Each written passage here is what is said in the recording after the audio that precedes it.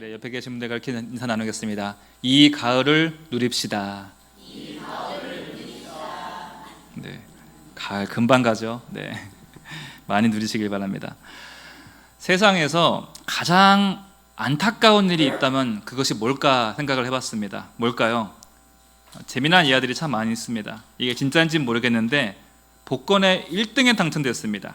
너무너무 좋아서 혹시 그 복권 용지를 잃어버릴까봐 주머니에 꺼내지도 않고 보관했는데 가족이 하필이면 그곳을 세탁기에 돌려버린 거예요. 놀래서 뛰어가 보니 그 복권 용지는 다 가루가 되어서 없어졌더라. 얼마나 허무할까요? 또한 우리가 국회의원이 당선됐는데 취임하기도 전에 나라가 전쟁이 나서 국회의사당이 무너지고 국회가 해산된다면 얼마나 속상하고 억울할까요? 또한 젊은 남녀가 있습니다. 엊그제 결혼했는데 갑자기 나라에 전쟁이 터져서 남자가 군인으로 착출된다면 그 역시 참 억울할 것 같습니다. 또한 어떤 사람들은 그렇게 이야기했죠. 차라리 잘 된 거라고. 무슨 말인지 네. 저는 이상하게 긴장하면 몸이 참 아픕니다. 인생에서 가장 중요한 시험을 치를 때마다 몸이 아팠어요. 항상 급체를 하거나 물만 마셔도 체열 해가지고 떼굴떼굴 굴면서 시험을 봤는데 도저히 앉아 있을 수도 없고 눈을 뜰 수도 없을 정도로 항상 그런 아픈 상태에서 시험을 봤습니다. 특히나 내일 모레 고3 수능 시험이 있는데 고3 수능 시험 때 또 아픈 거예요. 하필이면 이날 아파서 그 속상함과 그 억울함은 아직까지도 머릿속에서 잊혀지지 않고 얘기를 종종 꺼내게 되는데요. 세상에는 참 억울한 사람이 많습니다. 제가 말한 것은 어디 비할 데 없을 정도로 억울하게 누명을 쓰고 억울하게 감옥도 가고 억울하게 모든 재산을 잃어버린 사람들이 참 많이 있습니다. 또 한편으로 생각되는 것이 빼앗기고 누명 쓰고 남들보다 못 가진 것도 참 억울하고 가난한 것도 우리 삶에 참 억울하다 생각될 수 있겠지만 가지고 있으면서도요 그것을 누리지 못하는 게 더 억울한 것이 아닐까 그런 생각을 하게 됩니다. 내가 가진 건강이 있는데 여러분 그 건강을 누리지 못한다면 분명 그 건강은 내 것이지만 내 것이 아닌 것으로 살아가고 있는 것이죠. 지금도 병원에 가면 병상에 수많은 분들이 누워 계십니다. 그분들은 늘 하루도 안 빠지고 기도를 합니다. 제발 다시 걸을 수만 있다면, 제발 다시 눈을 떠볼 수만 있다면, 입을 열어 표현해 볼 수만 있다면. 반면 우리는 튼튼한 신체가 있음에도 불구하고 그것을 누리지 못한 채 하루하루를 지나쳐 버린다면 그것이야말로 안타까운 것이 아닐까요? 우리에게 또한 입술이 있습니다. 감정을 표현하고 노래를 부르고 찬양하고 기도할 수 있습니다. 그런데 그 입술에서 감사와 찬양은 사라지고 원망과 한숨만 나오게 된다면 우리는 입술을 가지고 있지만 입술을 누리지 못하며 살아가고 있다는 거예요. 여러분 시간 지났을 때 억울하지 않겠습니까? 그때 한번 칭찬해 줄 걸. 그때 수고했다라고 고맙다라고 미안하단 말 한번 할 걸. 여러분 우리에게 가장 큰 축복이 무엇이겠습니까? 무엇보다도 하나님을 나의 아버지라 부를 수 있는 그 축복이 우리 생애 최고의 축복인 줄 믿습니다. 우리에겐 자녀의 권세가 있습니다. 천지를 지으시고 모든 것을 다스리시는 전능하신 하나님이 우리의 아버지라는 거예요. 그런데 정작 우리가 그분께 기도하지 않고 그분께 맡기지 않고 그 위대하신 하나님께 우리 삶을 의지하지 않는다면 우리는 하나님을 나의 아버지로 소유하고 있지만 누리지 못한 채 살아가고 있는 것과 마찬가지라는 거예요. 이것이야말로 내 것이지만 내 것이 아닌 인생. 이런 일들이 일상 가운데 너무나 많이 일어나고 있지 않습니까?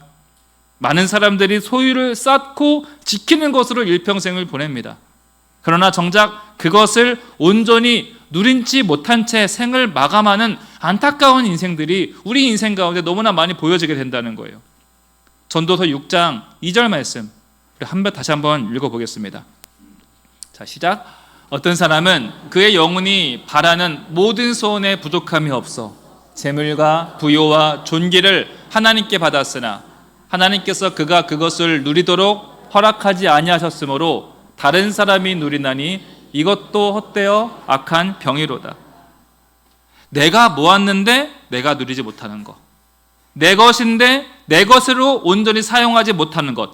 여러분 성경은 이것을 뭐라고 합니까? 병으로 규정합니다. 성경은 그것을 병이래요. 그것도 아주 고약한 악한 병이라고 말한다는 거예요. 여러분 잘 기억하셔야 됩니다. 성경은 우리에게 진지하게 질문하는 거예요. 여러분은 충분히 누리고 계십니까? 여러분, 하나님으로부터 받은 모든 것들을 온전히 누리시길 축복합니다.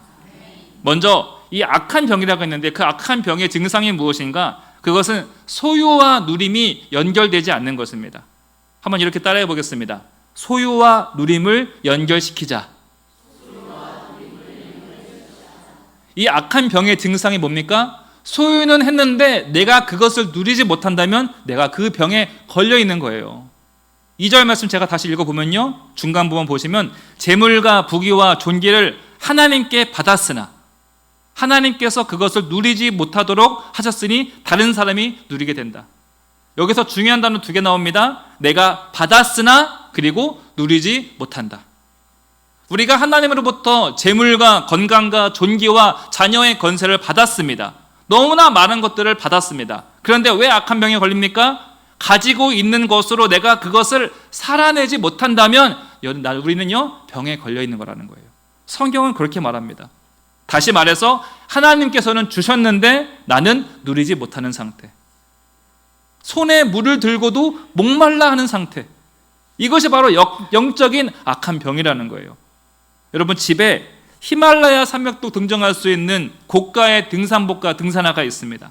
그런데 도무지 산을 가지 않는다면, 이 앞에 가막산도 가지 않는다면, 여러분, 그것은요, 그 소유를 누리지 못하는 것이겠죠. 어떤 사람은 집에 2천만 원짜리 마라토나가 있다고 자랑을 합니다.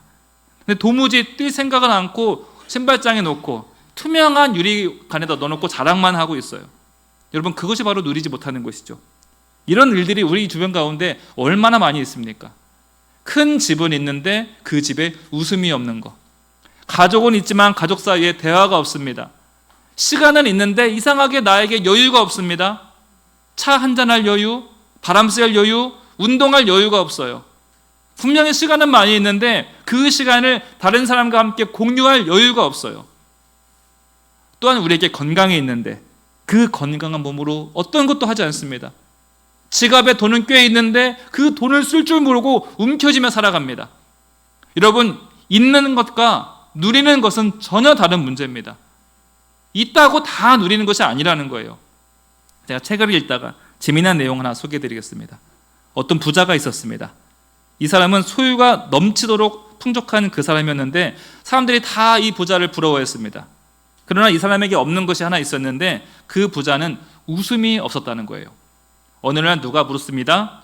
모든 것을 다 가진 당신은 무엇이 제일 부럽습니까? 그 부자가 이렇게 말합니다. 나는 편의점 앞에서 라면 먹으며 크게 웃는 사람들이 그렇게 부럽습니다. 나는 순수한 웃음을 가져본 적이 내 평생 한 번도 없습니다. 사람들은 그의 소유를 부러워하지만 그는 평범한 사람들의 평범한 기쁨을 제일 부러워했다는 거예요. 여러분, 내가 이미 가지고 있는 것으로 행복하지 못하다면요, 다른 것이 주어진다 한들 행복할 수 있을까요? 평소에 공부하지 않는 학생이 책가방 새 것 주면 공부할 수 있겠습니까?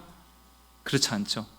내 소유가 진짜 내 진정한 소유가 되게 하려면 그 소유를 누릴 줄 알아야 된다는 거예요. 3절 말씀에서 솔로몬이 좀 더 강하게 표현합니다. 우리 3절 말씀 함께 읽어보겠습니다. 그 전 말씀,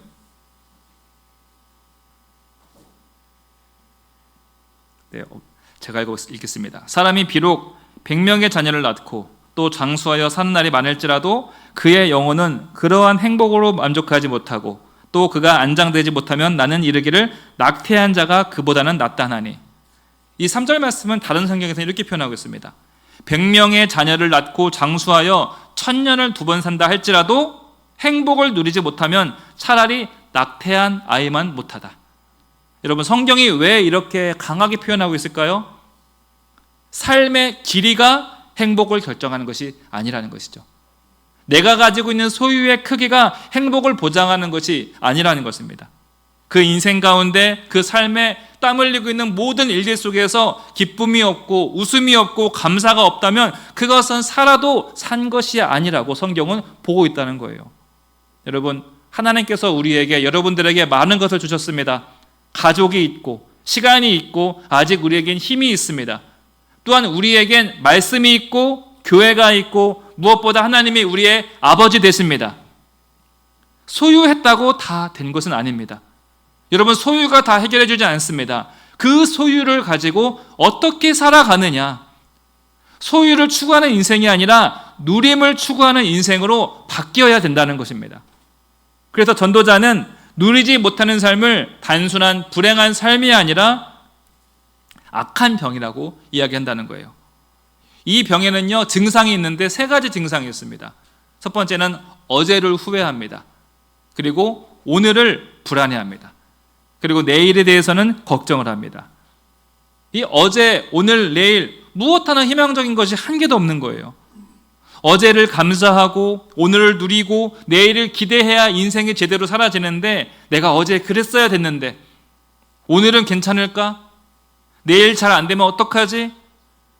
후회하고 염려하고 걱정하다가 누려야 될 이 하루하루를 연기처럼 다 보내버리게 된다는 거예요. 제가 젊은 나이에 참 많은 사람을 만나죠. 이 목사라는 자리가 그렇습니다. 근데 만나다 보면은 누구 하나 사람들 비슷한 구석이 다 하나도 없습니다. 참 다양합니다. 참 행복하게 살아가는 분들이 있어요. 소유를 말하는 것이 아니라 어떻게 이분은 저렇게 자유하게 살아갈 수 있을까? 어떻게 다른 사람의 시선을 전혀 신경 쓰지 않고 행복하게 살아갈 수 있을까? 반면 짙은 후회와 패배감 가운데 살아가는 사람들도 꽤 보게 된다는 것이죠. 상상도 하지 못할 그 부유함을 가지고 있음에도 불구하고 행복함 없이 늘 방에서 나오지 못한 채 살아가는 일도 너무나 많이 보게 되었습니다. 이것이 바로 성경에서 말하는 바로 고약한 병이라는 거예요. 성도 여러분, 오늘 그리고 이번 한 주 차분히 생각을 해보시길 바랍니다. 우리가 다음 주에 추수감사주일로, 감사의 주일로 모이게 되는데, 우리가 감사의 제목들을 생각하기에 앞서서 나는 지금 무엇을 소유하고 있는가, 그리고 나는 무엇을 누리지 못하고 있는가, 그 소유와 내가 누림이 잘 연결되어 가고 있는가 생각해 보시길 바랍니다. 내가 시간은 있는데 누군가와 웃으며 대화할 그 여유는 갖지 못했던 것은 아닌가? 내가 입술은 있는데 내 입술에 찬양은 충분히 있었던가? 나에게 건강을 주셨는데 그 건강으로 나는 무엇을 하며 살아가는가?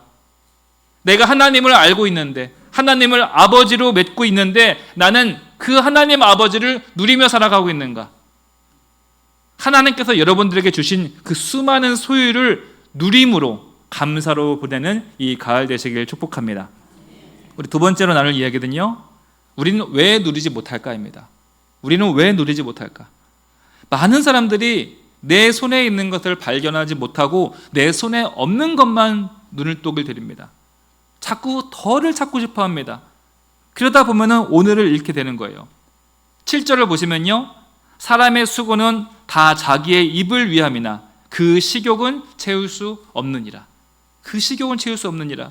여기서 식욕이라고 번역된 이 히브리어 단어가 네피시, 배가 고프다는 것이 아니라 영혼이 허기지다는 뜻을 가지고 있습니다. 우리가 늘 더 많이를 원하죠. 집이 있지만 더 넓은 집을 원하고, 차는 있지만 더 좋은 차, 인정 조금 받으면 더 큰 박수를 원하고, 성공하면 더 크고 높은 자리를 원합니다. 그리고 우리는 이렇게 말합니다. 내가 조금만 더 얻으면 행복해질 수 있을 것 같아. 그러나 여러분, 조금만 더 얻게 되면 이상하게 손에 잡힐 것 같은 그 행복이 조금 더 뒤로 갑니다. 나는 잡힐 줄 알고 그렇게 열심히 공부를 하고 그렇게 열심히 뛰어가는데 그 행복의 깃발이 내가 앞으로 간 것만큼 더 뒤로 도망가게 된다는 거예요. 그리고 또 그 깃발을 잡으려고 오늘이란 현재를 다 희생시킨다는 거예요. 여러분, 그 잡히지 않는 그 희망 하나로 가족과의 관계가 끊어지고 젊음과 건강을 다 잃어버리게 될 수 있는 거예요. 그리고 나중에 하는 말이 뭐예요? 내가 이 회사를 위해서 내 젊음을 불살랐는데 어떻게 나한테 이럴 수 있어? 내가 이걸 위해서 그렇게 가족도 못 돌보고 열심히 했는데 도대체 남는 게 뭐야? 주어진 현재를 누리지 못하고 후회하는 인생이 될 수 있다는 것이죠. 제가 아주 유치한 예를 한번 들어보겠습니다. 여러분, 컵라면 좋아하십니까? 네. 컵라면이 뭔가 생각해 보세요.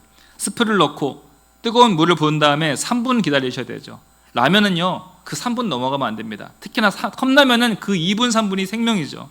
그런데 그 기다려야 될 시간에 전화도 받고 TV도 켜고 빨래도 널고 오고 조금 다 이따 먹어도 되겠지 하고 미루다 보면요, 라면은 못 먹게 되죠.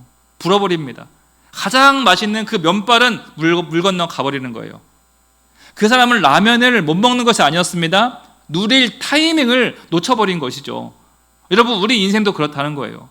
누릴 줄 모르면요, 좋은 것이 있어도 그 맛을 놓쳐버리게 된다는 거예요. 손에 들려 있지만 다 불어 터진 맛없는 것으로 내가 만족할 수밖에 없게 된다는 거예요. 여러분, 모든 것에는 때가 있습니다. 누려야 될 타이밍이 있는 거예요. 그 타이밍 놓쳐버리면요, 라면도 불고 아이스크림도 녹아버리고, 특히 냉면, 저는 냉면을 정말로 좋아합니다. 그런데 미지근한 냉면은요, 손도 되지 않아요. 너무나 좋아하지만 그 타이밍 놓쳐버리면 손도 안 되는 게 제가 좋아하는 냉면이에요. 여러분, 그렇다면 우리는 어떻게 누릴 수 있을까요? 방법은 아주 단순합니다. 오늘을 사는 사람이 되면 되는 겁니다. 한번 따라해 볼까요? 오늘을 살자. 오늘을 사셔야 돼요. 내일 떠오를 햇살을 기대하지 마시고요, 오늘 햇살을 느끼시면 됩니다. 다음 단계의 성공을 꿈꾸지 마시고 내 앞에 있는 지금의 일과 지금의 사람에게 집중하시면 되는 거예요. 내가 언젠가 하나님께 가까이 가야지, 언젠가 하나님의 말씀을 읽어야지가 아니라 오직 오늘이라는 그 시간 가운데 지금 이 자리에서 하나님께 더 나아가시길 축복합니다. 내일부터 마시고 오늘부터, 지금부터 하나님께 나아가시자는 거예요. 여러분, 행복은 나중에 없습니다. 바로 앞에 있습니다.